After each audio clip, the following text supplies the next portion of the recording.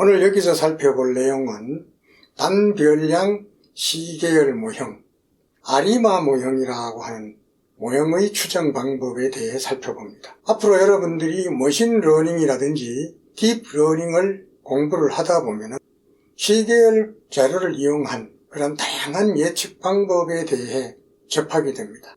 그러한 시계열 분석법들 가운데에서도 대부분의 시계열 분석법들의 가장 기본적인 기초 지식은 바로 아리마 모형에서 오고 있습니다. 우리 경제학의 한 분야인 계량경제학에서도 이 아리마 모형은 굉장히 중요시 됩니다. 오늘 여러분들은 또 아리마 모형을 단 하나의 명령어를 이용을 해서 최적의 AR 차수와 MA 차수를 찾아내고 그 다음에 시계열 자료를 스테이셔너리한 자료로 만들기 위한 적정한 차분의 수를 찾아내고 또 이것을 이용을 해서 직접 예측력 테스트를 해보고 미래를 예측하는 이런 전체 과정을 역시 단 하나의 명령어를 이용을 해서 처리할 수 있는 이런 방법을 살펴봅니다.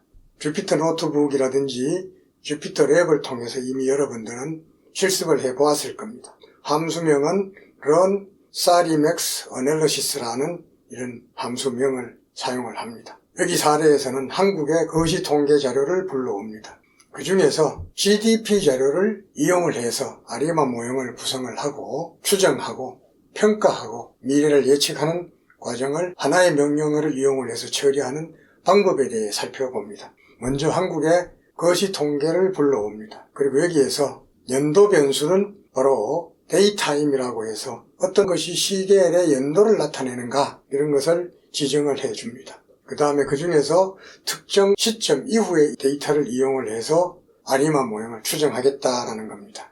자, run sarimax analysis라는 함수를 사용을 해서 우리가 사용하려고 하는 데이터셋, 분석 대상이 되는 변수, 여기서는 GDP가 되겠습니다. 그 다음에 우리가 사용하는 데이터가 쿼터리 데이터다. 그래서 Q를 썼습니다. 만약 월간 자료일 경우는 M을 썼을 겁니다. 그 다음에 여기서는 GDP 통계 자체가 정부의 공식 통계가 계절 조정되지 않는 로 데이터이기 때문에 계절성을 가지고 있게 됩니다.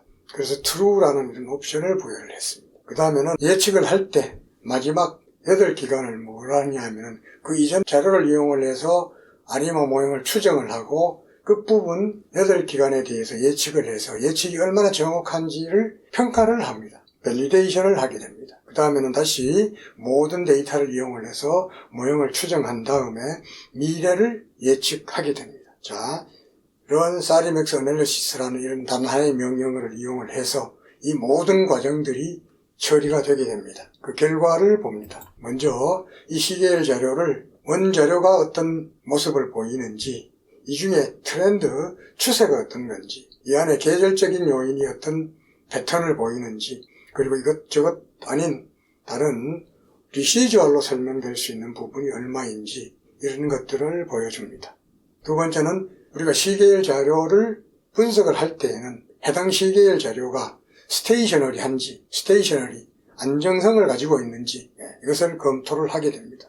여기에서는 주로 디키-풀러 테스트라든지 KPSS 테스트, 빌립-페론 테스트, 빌립-페론 테스트 내에서도 트렌드라는 것을 고려를 하느냐, 상수항을 고려를 하느냐, 상수항과 이런 트렌드를 동시에 고려하느냐에 따라서 빌립-페론 테스트 결과가 달라지게 됩니다. 여기서는 디키-풀러, KPSS, 빌립-페론 테스트를 타입별로 이렇게 검증을 해보았습니다.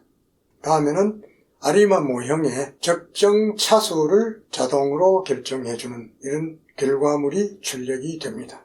사실 아리마 모형의 분석에 있어서는 AR 부분은 오토 리그레시브한 파트를 나타내고 중간에 I는 인터그레이션, 차분의 필요성을 나타내는 그런 것을 나타내고 MA는 무빙 에버리지, 에러 텀이 과거의 에러와 어떤 관계가 있느냐 이런 것들을 검토를 하는 겁니다.